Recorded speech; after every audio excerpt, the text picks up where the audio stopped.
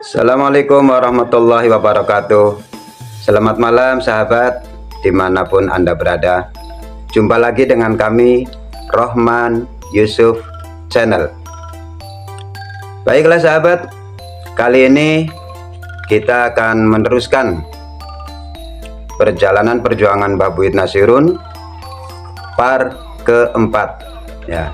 Dan kali ini kita akan berdialog langsung dengan narasumber yang alhamdulillah pada malam hari ini sudah hadir. Dan nanti kita akan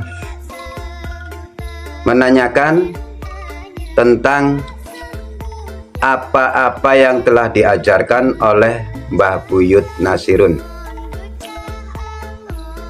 Baik sahabat, mari kita tonton tayangan ini dan kita berdoa bersama, semoga tayangan ini bisa bermanfaat untuk kita sekalian dan mengandung hikmah yang banyak.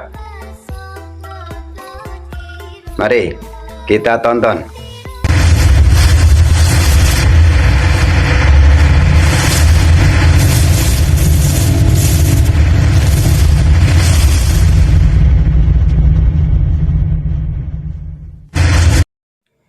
Inilah sedulur suasana malam ya. Kita sudah jumpa lagi, kita akan berdialog. Alhamdulillah narasumber sudah hadir dengan Abah Opan.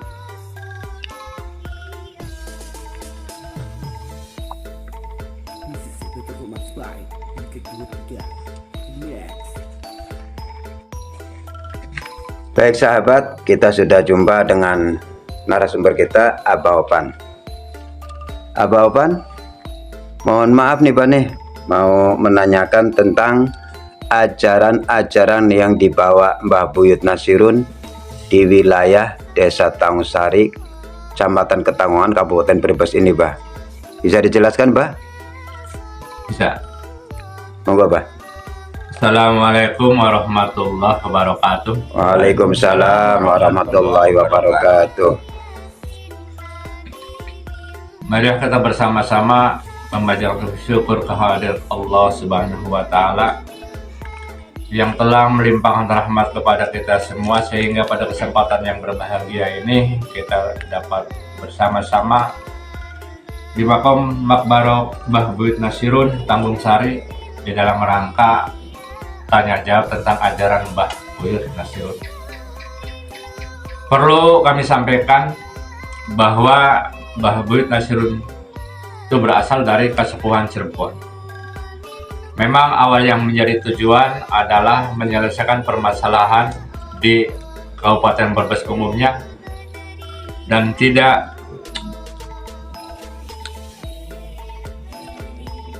kalah pentingnya beliau itu membawa ajaran, di mana ajaran itu sampai sekarang telah menjadi perilaku masyarakat Tangusari umumnya dan Brebes, khususnya masyarakat Tangusari dan Brebes pada umumnya.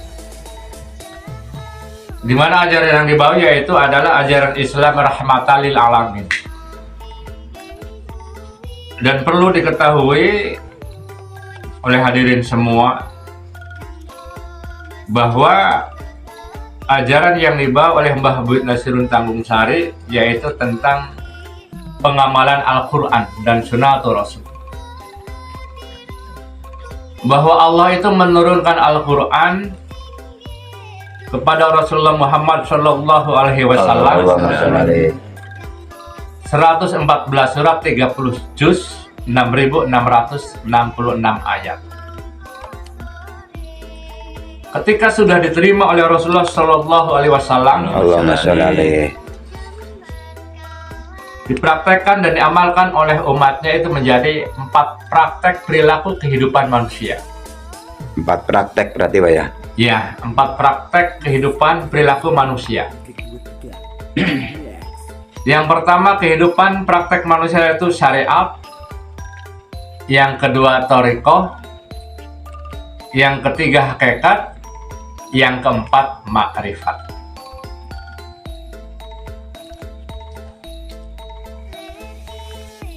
Itu berarti praktek perilaku manusia, Pak ya. Iya. Yang pertama tadi syariat. Bisa dijelaskan, Pak? Syariat itu apa, Pak? Kalau syariat itu perilaku manusia sehari-hari, kalau dalam bahasa mungkin Jawa itu laku ning badan, laku lahir. Laku lahirnya ya. Seperti orang mengaji, ya syariat. Seperti orang sholat 5 waktu, ya syariat. Seperti orang beramal sedekah, ya syariat. Itu perjalanan manusia hidup sehari-hari. Itu laku ning badan kalau mungkin dengan bahasa orang Cirebon, di dalam kitabnya memang itu bahasa Cirebon. Berarti apa yang kita lakukan ya, Pak ya, dengan perbuatan itu syariat, Pak ya. Dan yang kedua itu tadi thariqah ya, Pak. Iya, iya. Thariqah itu apa, Pak? Kalau thariqah itu laku hati. Lakunya hati. Laku hati. Bisa dijelaskan, Pak, laku hati contohnya apa, Pak, supaya para sahabat bisa memahami itu, Pak ya. Aslinya kalau laku hati itu karena sesuatu yang tumbuh di wujud manusia, yang ada itu kan hati. Hati itu kan menanamkan satu perilaku yang paling baik. Karena hati itu tidak bisa dibohongi. Hati itu tidak bisa, kadang-kadang selalu menentang kebatilan dan menentang ketidakbaikan. Makanya ketika saat mana orang kalau sudah perilaku hatinya emang betul-betul lurus, itu saya yakin dia akan ketemu dengan zatnya Allah. Bertemu dengan zatnya Allah. Berarti tergantung diri kita itu mau menjalankan atau tidaknya ya, Pak ya. Ya, aslinya thariqah itu wajib, Pak. Wajib. Berarti kalau kita sudah menjalankan syariat, berarti harus ke thariqah ya, Pak ya. Iya, iya. Jadi mohon maaf ini, kebanyakan manusia di kalangan sekarang ya, Pak, kebanyakan hanya mengamalkan syariatnya saja ya. Iya. Berarti untuk menuju keimanan atau ajaran yang berikutnya, thariqah itu harus kita lakukan, Pak ya. Harus. Bisa atau nggak bisa, tetap harus bisa, Pak ya. Harus. Terima kasih, Pak. Semoga saja jawaban ini bisa dimengerti oleh para sahabat ya, Pak ya, yang menonton video ini, agar bisa mengerti dan mendalami tentang kajian-kajian beliau, yaitu ajarannya Mbah Buid Nasirun. Ini tadi kan syariat, thariqah, yang ketiga hakikat, Pak ya. Iya. Ya. Hakikat itu mohon maaf, Pak, bisa dijelaskan lagi, Pak, supaya kita itu bisa mengetahui tentang hakikat tersebut, Pak. Kalau hakikat itu pada makna intinya itu laku roh manusia. Makanya perjalanan hidup manusia sebetulnya perilaku itu memang harus menjadi satu antara syariat, antara thariqah, antara hakikat, dan antara makrifat. Aslinya itu harus menjadi satu. Jadi tidak bisa terpisahkan. Karena ketika saat mana kita sudah mampu melaksanakan perilaku kehidupan kita sebagai hamba Allah, dari mulai syariat, thariqah, dan hakikat serta ma'rifat, kita nanti akan termasuk golongan manusia-manusia insan kamil, golongan manusia yang sudah mencapai kesempurnaan dalam hidup perilaku. Contohnya seperti apa itu, Pak? Contohnya itu, seperti ini. Seperti seseorang melakukan sholat 5 waktu itu kan syariat. Iya. Lakukan ibadah.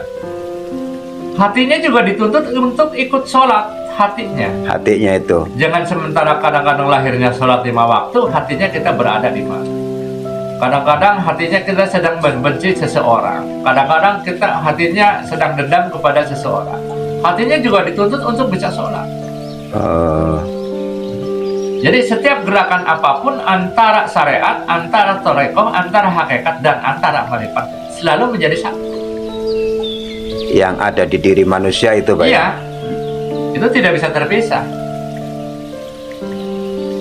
Iya, kebanyakan untuk kalangan kita manusia awam masih di tahap pertama ya, Pak ya. Iya, ya. Sebatas syariat untuk menggugurkan kewajiban. Itu bagaimana caranya, Pak, untuk menembus ke urusan hakikat tersebut, Pak? Iya. Sebetulnya buah perjalanan syariat itu akan menjadi thariqah.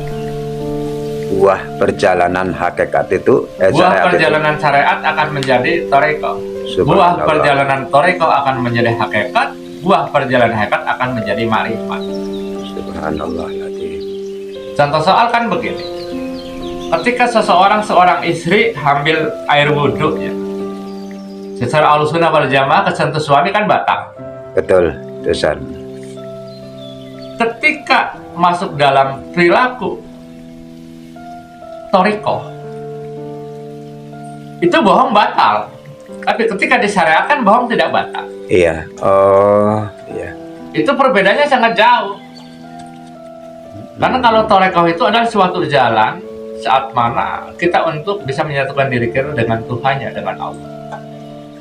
Ibarat kita duduk di atas lori, lorinya di atas rel, itu tinggal mendorong saja. Aslinya demikian, Pak ya. Makanya toreko itu wajib. Oh, Cuman kadang-kadang pemikiran manusia awal selalu orang masuk toreko tidak mau berusaha, tidak mau mengurus istri, mengurus anak, itu kebalik. oh. Aslinya tidak demikian, Pak ya. Tidak demikian aslinya. Karena itu toreko tuntutan, karena itu laku hati untuk bisa kita menyatukan dengan Tuhannya, dengan Allah. Oh, iya, iya. Dan untuk menembus ke ma'rifat itu bagaimana itu caranya, Pak? Tentunya setelah kita perjalanan kita hakikat dengan perilaku roh. Roh itu kan berarti lebih halus daripada hati, karena di sana roh tidak ada wujud dan rupa. Sehingga akan bisa iya. menembus Tuhannya yang sifatnya goib. Karena Allah itu tidak akan bisa tembus dengan syariat, tidak akan bisa tembus dengan syasat, tentunya dengan laku hati dan laku roh. Lakunya hati dan rohnya ya. Makanya di dalam pemahaman orang hakikat, roh manusia itu tidak satu. Berarti ada berapa itu, Pak, rohnya manusia, Pak? Itu dalam satu pemahaman sampai ada 9 roh manusia. Dalam satu tubuh manusia ada roh 9. 9 roh manusia. 9 roh manusia. Bisa dijelaskan, Pak? Untuk penjelasan tentang roh yang ada dalam diri manusia, kita akan sambung dalam episode berikutnya.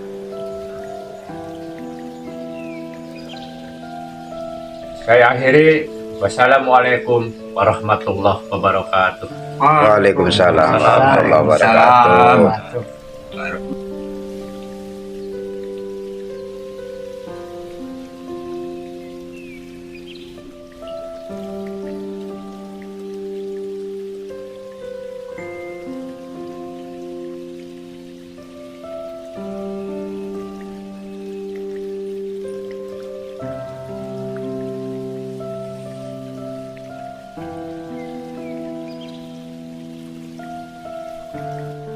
Baik sahabat, dimanapun Anda berada, ya, demikianlah penjelasan tentang ajaran Mbah Buyut Nasirun. Di antaranya ialah 4 praktek perilaku manusia. Dan untuk menuju selanjutnya, kita nanti akan menuju episode selanjutnya. Baik sahabat semuanya, terima kasih sudah menonton. Jangan lupa tonton, like, share, dan subscribe Rohman Yusuf Channel. Dan kita ketemu lagi di episode selanjutnya. Assalamualaikum warahmatullahi wabarakatuh. Waalaikumsalam warahmatullahi wabarakatuh.